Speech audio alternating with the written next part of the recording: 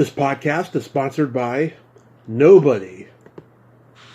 Hey dudes, this is Cindy Hines, Candace and David Cronenberg's The Brood, and you're listening to Tommy Throwback Kovac on Splat from the Past, a show about horror, stinky smells, and sex jokes. I love it. Hey dudes, welcome to Splat from the Past, the only 80s themed horror and sci-fi show where things can get totally radical. Now, love is in the air because I'm releasing this on Valentine's Day, even though I'm recording it on Monday, February 7th. I will be talking to, today, Tom Kovacs. No, he's not my dad, and we're not related. He played Mike in the 1981 horror cult classic, My Bloody Valentine, and he will be my fourth guest from the movie, yeah. I thought fifth guest from the movie. He was also in the teen comedies Hog Wild, Pick Up Summer. He had a tiny part in Scanners, which I'm going to ask him about. I wasn't even aware that he was in the movie. And he got out of the acting business, and we're going to talk about all of that today. And also, too, to coincide with this interview, Paul Kelman, who played TJ in My Bloody Valentine, passed away last Monday, January 31st. And he was a very odd but interesting guy. And we did an 80-minute interview on February 13th, 2020. And it was interesting, to say the least. You can go check it out on my YouTube channel. Rest in peace, Paul Kelman. Let's have a moment of silence.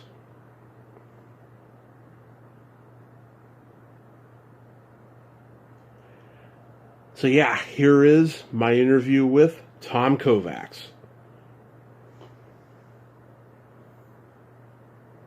Hey Tom, welcome to the show. How are you today? Very fine, thanks. And yourself?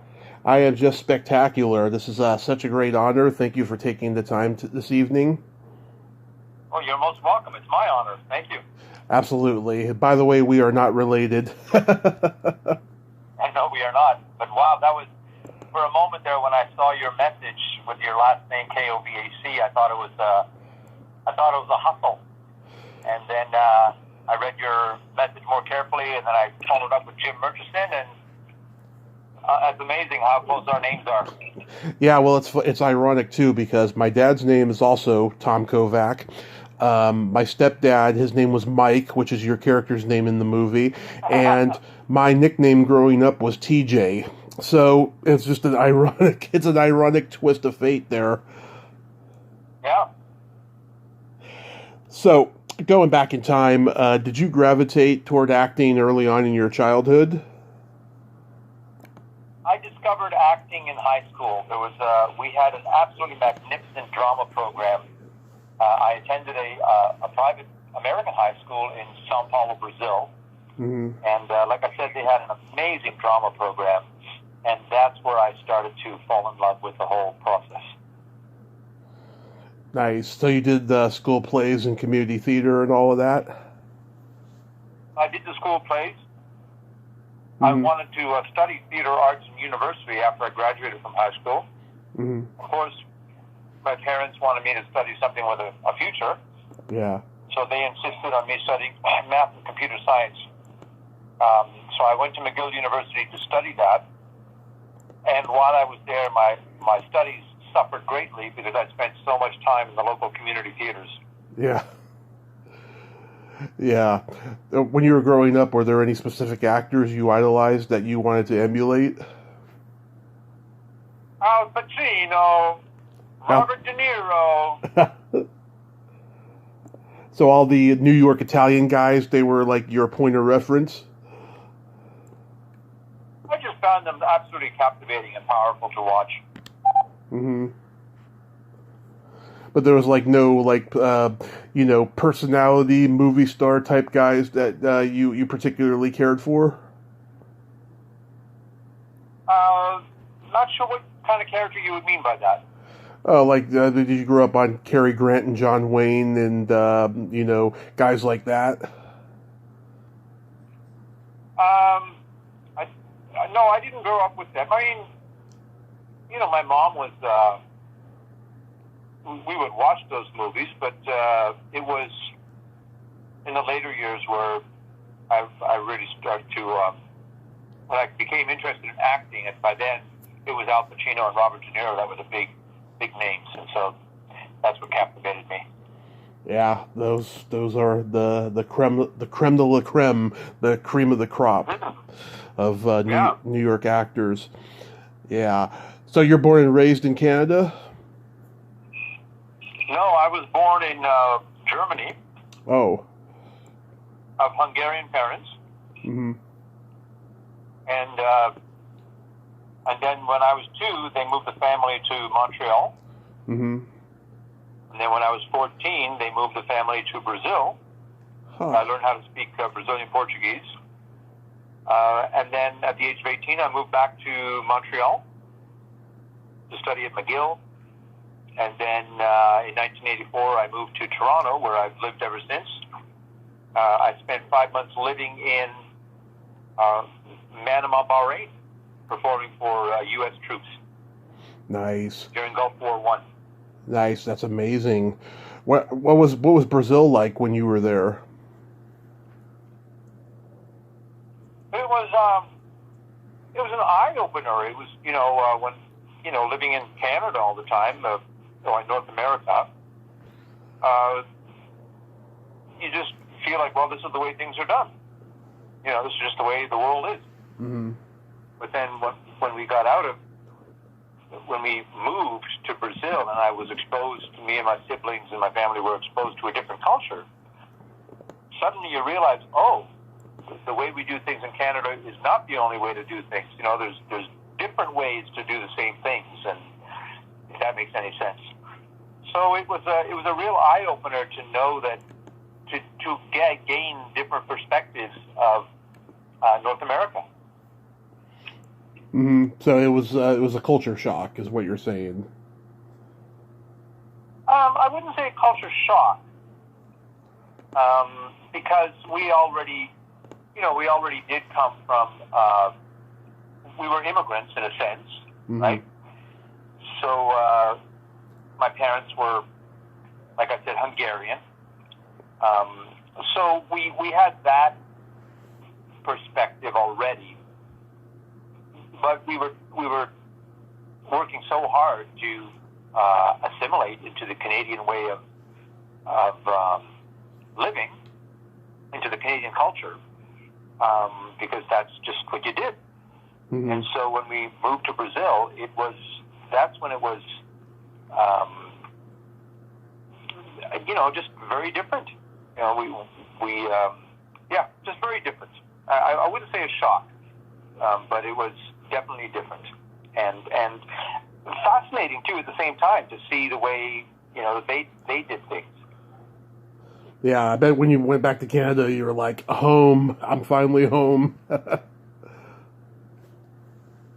I'll tell you, when I moved back to Canada to study at McGill University, I fell in love with winter all over again, because down in Brazil, mm-hmm. you celebrate Christmas, and Santa Claus is wearing shorts, which was that was funny. Yeah. When I moved back to Montreal, I fell in love with winter big time. I loved the snow, and I loved hiking in the snow. It was magical, really magical. Mm-hmm. And when you when you went to college, did you study acting there? At McGill? Yeah. No, I said that I wanted to, but my parents insisted I study math and computer science. That's right. So when does the acting bug really start for you? Like I said, in high school. Oh, okay. That's when it really hit. And I thought, man, this is what I want to do. Now, how do you get cast in Hog Wild? That happened because I'm not asked very often about that movie, so I'm impressed you know about that one. Mm-hmm. I guess it's because I was in Pinball Summer, Pickup Summer. I was the motorcycle gang leader in that movie. So I guess Hog Wild, they were looking for people who could drive motorcycles, and I guess they knew about me. That's what I'm assuming, and so that's how I got to be in Hog Wild as another motorcycle gang member. And Michael Biehn, pre-Terminator, was in it. This is probably his first movie. What do you remember about him?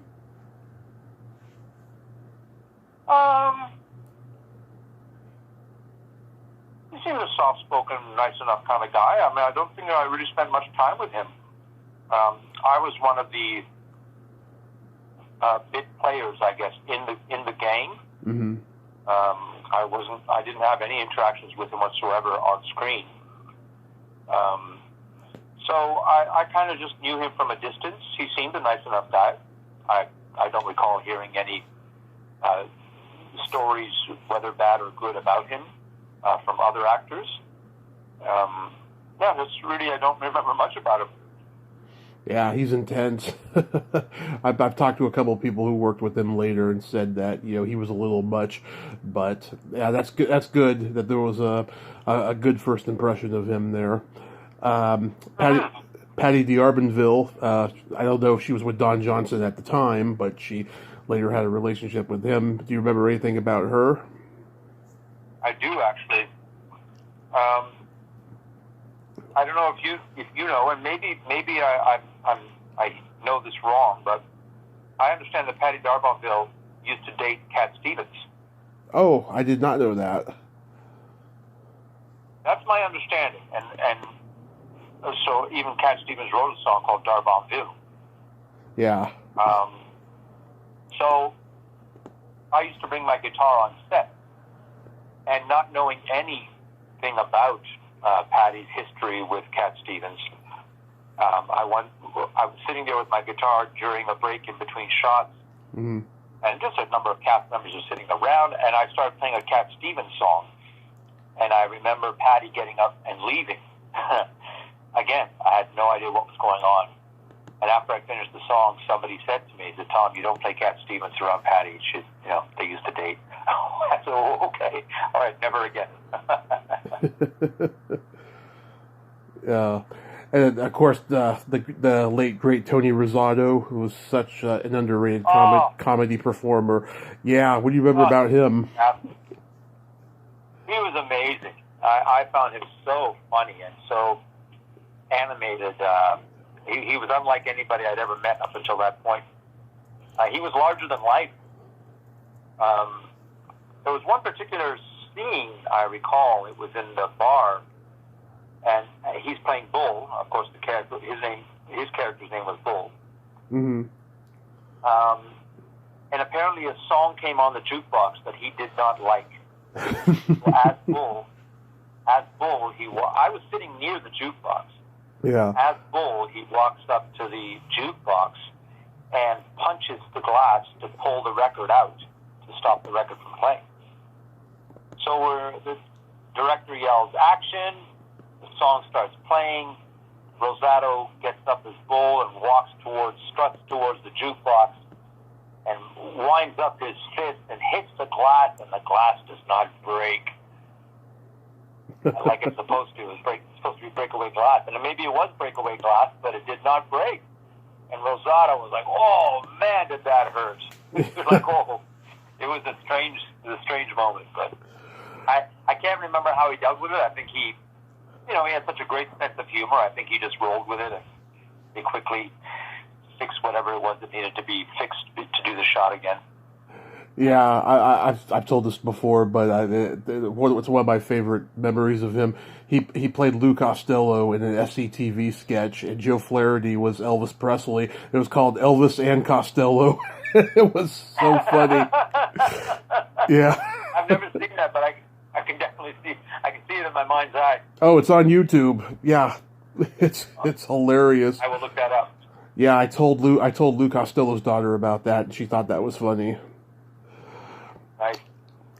So the first time you worked with George Mahaka was on Pickup Summer. Did you audition for him? Yes, I did. They did not know me from a hole in the wall. Mm-hmm. Yeah, I did. one audition, and then I did another one, and it seemed they were zeroing in on between me and another actor who the part was written for, actually. Huh. And they went with me, which was quite flattering. Yeah. Yeah. That was it a fun experience? Did you pick up Summer? Yeah. Oh, yeah. I mean, it was 20 years old, a feature film. It was, I had visions of Hollywood in my head.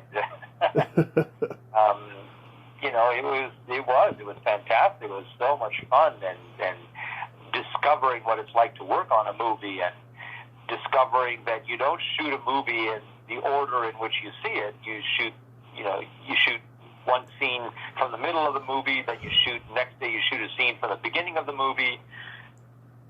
That was one of the first stunning things I learned. I still remember the very first scene I did. And so many other moments, too. It was just a great camaraderie on set amongst me and, amongst all the cast members. Yeah. It's you, Helen, and Carl Marotte, and the three of you would be in the next movie, My Bloody Valentine. And also, this was also Joy Bushell's first movie as well. Yes. Pick Up Summer was her first movie. Yeah, what'd she like to work with? She was, again, friendly, just really, really a nice personality, easy to get along with. There were no... maybe you're trying to see if there was any prima donnas on the set, or I did not see anything like that. Everyone got along so well. She was just a great person to work with. And I think some years after that, remember the movie The Fly? Yeah, that's actually the reason why I was asking, because I'm trying to get her on the show and stuff. I want to see if she's a nice person, because I love her performance in The Fly. Yeah, and we hadn't heard anything about her after, and by we, I mean me and a number of the cast members from My Bloody Valentine. We are still in contact with each other to this day. Of course. Regularly. So, but Joy, we lost total contact with her after Pick Up Summer. So it was a real pleasant surprise to see her in The Fly. And then after that, we never saw of her again. Do you know if she was in anything else after that? I'd have to look up her IMDb, but I do know she's done at least a fair amount of good work. Lots of Canadian stuff. Yep. So George, he just calls you up and offers you the part of Mike in My Bloody Valentine? Yeah, for that I didn't need to audition because he already knew me. He knew my style. Mm-hmm. He knew that's exactly what he wanted for the character. Yeah. Are you a horror fan? Oh, I used to be when I was younger. Oh, Halloween. I used to love going to horror movies when I was younger. And then as I got older, I just can't do them. Have no interest. Don't like watching them. I'm sorry to say. I think life is scary enough as it is sometimes, so I don't quite... But then on the flip side, I like going to roller coaster parks. Man, I like scaring myself on a roller coaster. Yeah. But in terms of horror movies, nope, doesn't do it for me. Yeah, I don't like today's newer horror films. They're just not scary, and they just got a message all the time. It's just, they're not fun anymore. And there's so much online toxicity with horror fans who support today's horror movies. It's just, you go back, you battle back and forth with them, and it's just like, I'm sorry, but just like, I just don't like, the way today's horror films are, because if I was a kid growing up in this time, I probably still wouldn't like them, and I love the ones that I grew up on, like this movie, and I liked it then, I like it now. It's just, it's an interesting time for horror, I have to say. Well, I didn't mean what I said to be a comment on the quality of current horror movies. Uh-huh. I don't even like watching horror movies that I did like at one time. Uh-huh. Like Halloween. I don't think I'd ever want to watch that again. Or only because I just don't enjoy being scared out of my wits in that way. Yeah. But on the flip side, for some reason, I enjoy scaring myself on a roller coaster. But I don't enjoy getting scared in a movie theater like that. Would you? So, yeah, I didn't mean it to be a commentary on the quality of the current crop of horror movies. I get it. Would you watch the old black and white Frankenstein or Dracula stuff today? No. No.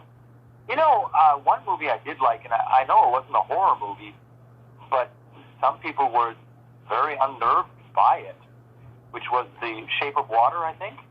Mm-hmm. Do you know it? Shape of Water. I've heard of it, but I haven't seen it. There's an underwater creature that is in the movie, and it's quite a character and a bit unnerving to watch it at first. Mm-hmm. But I loved the movie. I thought the story was absolutely wonderful. It's like a Creature from the Black Lagoon type of movie. Yeah, except it's also a love story, which is.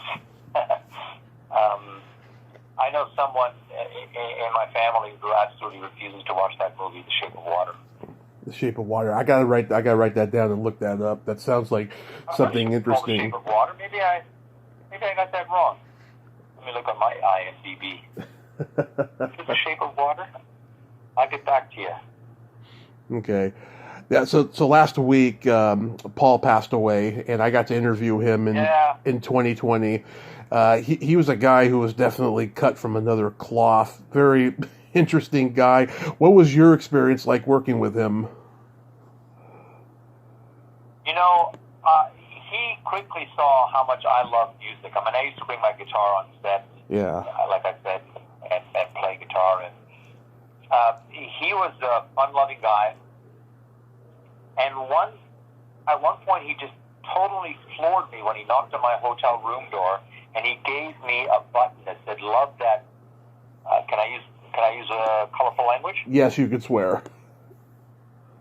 He said, "Love that shit-kicking music." That's something Paul would say. I loved that button, and I thought, "Oh, that's so cool." Yeah. Oh, I thought it was so cool. That's definitely a Paul quote. Yeah. And he gave it to me because, again, he knew how much I loved music.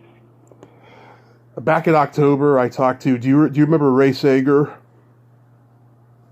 Yeah, wasn't he second AD or first AD on My Bloody Valentine? Yes, he's one of the ADs. Yeah.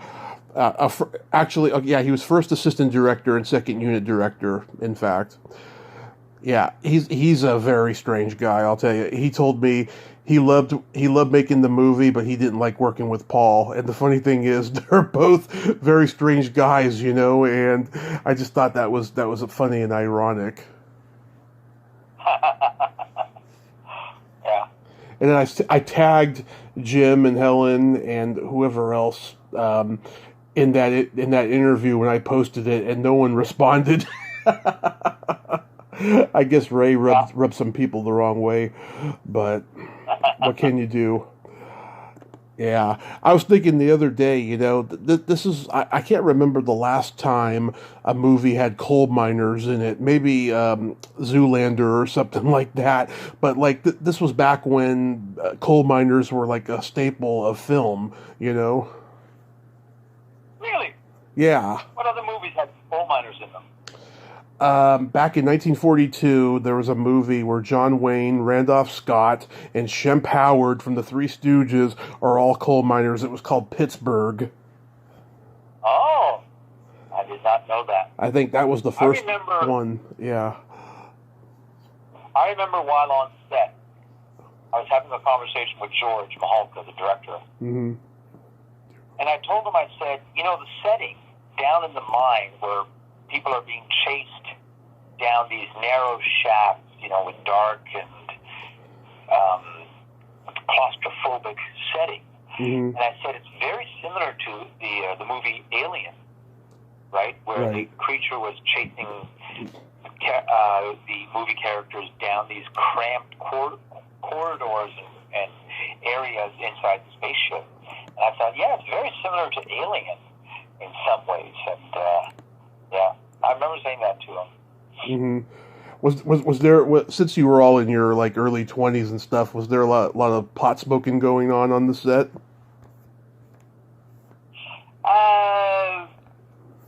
You know what? I wasn't into that. Into that scene, so I didn't really notice it, or if it was around, I didn't really quite notice it. Yeah, because I was really interested. Yeah, because every time I talk to someone who was in a teen movie, no matter what genre, they tell me there was a lot of partying going on because they were all 20 years old and they were just having fun and doing things you couldn't get away with today, you know? Yeah, we did have, for the movie Pickup Summer, we had a weekend at one of the cast members' cottage, e-cottage, that his father owned. And, it must have been about 10 of us. It's cramped into this small cottage. A lot of heavy drinking, a lot of partying. And apparently one of the lead actors, the female lead actors, hurt herself and got a nasty bruise on the back of her thigh. And it turned out to be a very untimely injury because the next day they were filming the scene on the ferry boat and they had their short shorts on and they were supposed to film their legs, and that bruise was so noticeable and George was somewhat upset, like what's going on here, so makeup had to work double time to cover up the bruise. But yeah, that's a serious party we did. Yeah. Good thing Acura didn't get involved there. Yeah. How did you feel about your death in the movie?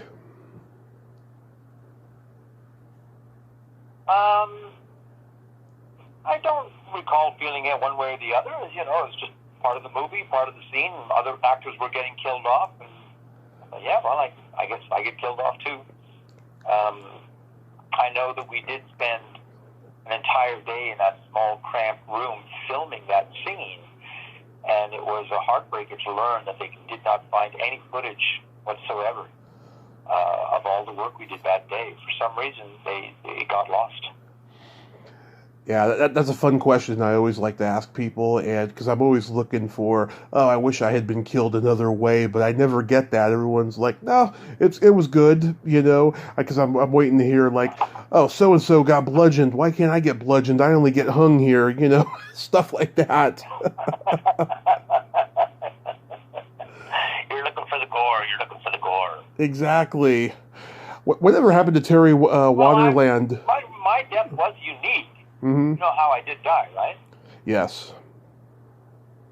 It was unique in that, me and my girlfriend were making out on a bench, laying down on a bench, me on top of her, and the killer puts an auger through both of us, right? As we're making love, and it was unique and unusual, the setup.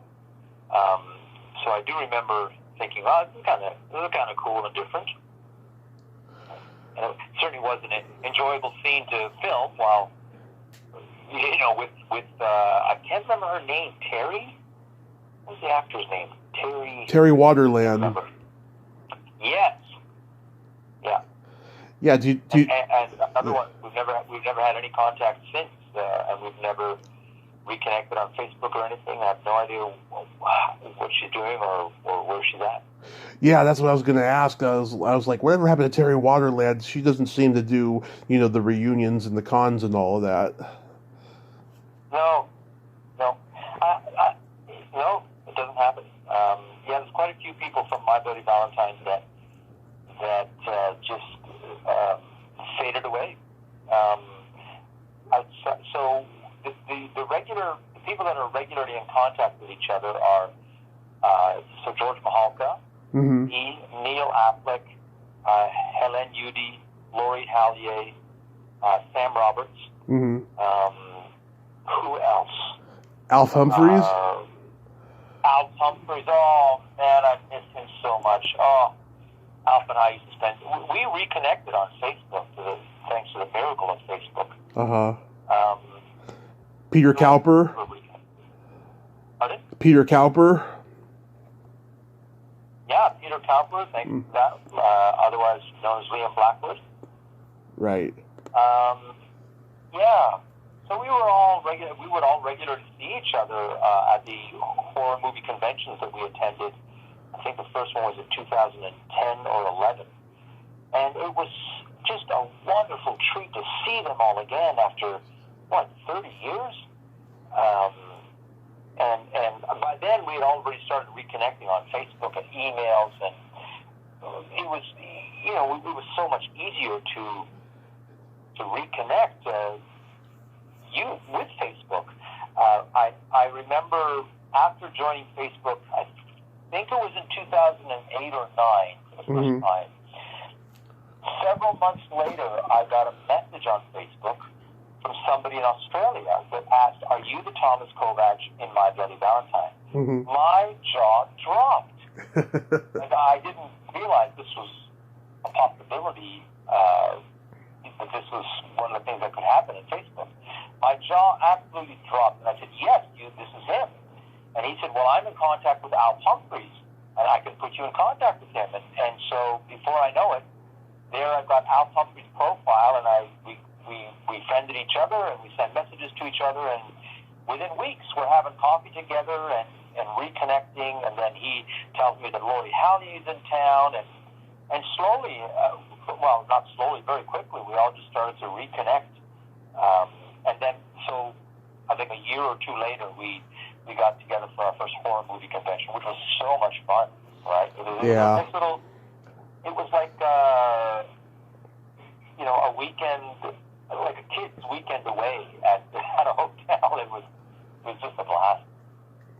Yeah, I think. And of course, to meet all the fans, which we had never done before, and to discover the cult following that My Bloody Valentine had developed was another incredible surprise to all of us. We sat at the tables waiting to sign autographs and pictures, and we were just absolutely gobsmacked by the sheer enthusiasm and excitement by the fans as they were passing by and talking with us, and we just enjoyed it so much, my lord. Yeah, the 2009 remake is probably what boosted all the reunions and all of that. Was it made in 2009? Yeah. Oh, okay. I also noticed you played a boyfriend in David Cronenberg's Scanners. Yeah, it was a very quick. I'm on screen for like maybe 2-3 seconds. Right at the beginning of the movie, when one of the scanner's victim is down on the floor, and I'm supposed to hold down his legs, and you see a profile of me for, like I said, 2 or 3 seconds, and then that was it. Yeah. Do you remember much about Cronenberg?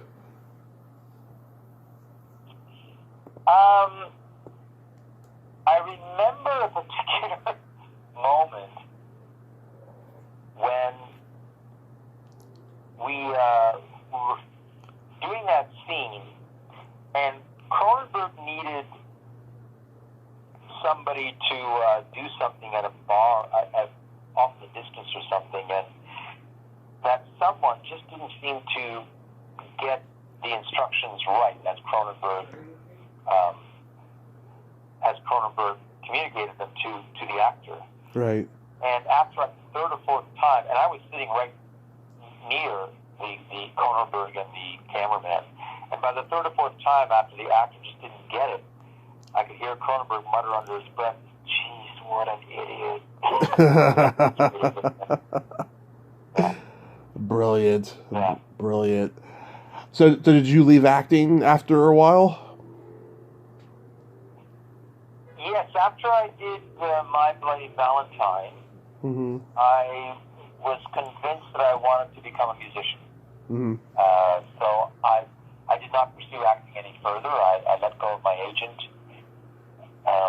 But then in 2010, I left my corporate career to become a full-time musician. And then I figured, wow, let's see if I can get back into acting. So with Al Pumphrey's help, he connected me with an agent in Toronto, a really good agent in Toronto. And I just, because I was a new face on the scene, so to speak, I was landing stuff left, right, and center for a good year or two. Commercials, stuff in TV series like Paranormal Witness, I think I did. Yeah. Inventions that shook the world, stuff like that. And then I did a week-long shoot for Fear Thy Neighbor. I remember that one. Yeah. So I did get back into it, and to this day, I'm still getting auditions from my agent. Of course, all the auditions are done on Zoom now, which is actually a bit of a godsend, because right now, to make ends meet, I cannot, due to pandemic restrictions, all my gigs got canceled, so I have to make money in whatever way I can, and I just seem to have a talent for interior painting. So I was on an interior painting job about 2 hours north of Toronto, and then my agent told me, listen, you have another audition, a callback tomorrow. And I said, well, I'm 2 hours north of Toronto, away from my laptop and my setup to do Zoom. So can I just use my cell phone in my car to do the audition? And he said, absolutely. And it was just, I'd never done that before. So I'm in my car, and I'm doing an audition on Zoom. And I got the part. It was, it's a sign of the time. It's things are changing so fast in this industry. Yeah, all the time they're changing. How's the COVID situation been for you overall? Well, it's been rough. I was March of 2020, days before the restrictions hit Ontario, the province that I live in. Days before, I had a record number of private events booked till the end of the year. At a good $1 each one. And overnight, they all disappeared overnight. All my gigs with my bars, restaurants, and pubs, and all gone overnight. And it was a heartbreaker. It really hit hard for me. So, and then things started to pick up again, and then last December, I had a good number of Christmas parties to booked, and restrictions came back, and all the Christmas parties got canceled, and oh, jeez. So I'm very blessed in that I do have the interior painting I can turn to, and I let many of my music clients know that I do interior painting. I send out a monthly newsletter, and I mentioned in there that I'm doing interior painting to make ends meet, and a number of my fans and music clients have hired me to do interior paint jobs for them. And so I'm pretty lucky in that sense. Oh yeah, that's great that you got that to fall back on, while everything's waiting to open up. Yeah. Do you know if there's going to be any Bloody Valentine reunions coming up, con appearances or anything? I know that Liam Blackwood, or Peter Cowper, he gets invited to them the most because he was the killer, right? Right. And there are no plans afoot for us to appear at one yet. Maybe for the 35th. So that would be in 3 years? Was it 80, 81 when it came out? 81. Yeah, so that would be 40 years. Holy crow. That'd be 40 years, so maybe the 45th they'll do something. Yeah, I mean, there's cons that they do horror movie reunions, even if there isn't an anniversary year going on. I do know this though, but because of COVID though, they're going to be doing a lot of belated anniversaries like this year, and stuff. Oh, that's right. That's why we didn't do a 40th, because of COVID. Yeah. Yeah. Got it. So maybe we will have one. That would be great. In fact, I just exchanged a message, Jim Murchison and I. Mm-hmm. Murchison, another one from My Bloody Valentine. Right. He lives in Ottawa, and he regularly watches my online show every Sunday night. And so he was on the show last night, and I did a little tribute to Paul Kelman.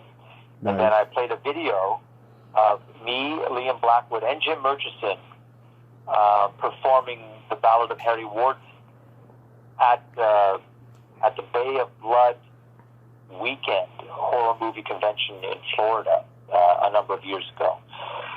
So Jim and I, we were exchanging messages, and he said, "Yeah, wouldn't it be great if we did another convention soon?" And I said, "Yeah, it would be awesome." And so we're waiting. Helene, I know Helene would love to do one. Lori Halley would love to do one. Yeah. Unfortunately, Alf is not around to do another one.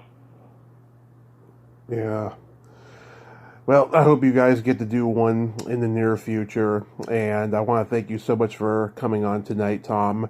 I guess I'll be seeing you at the next family reunion.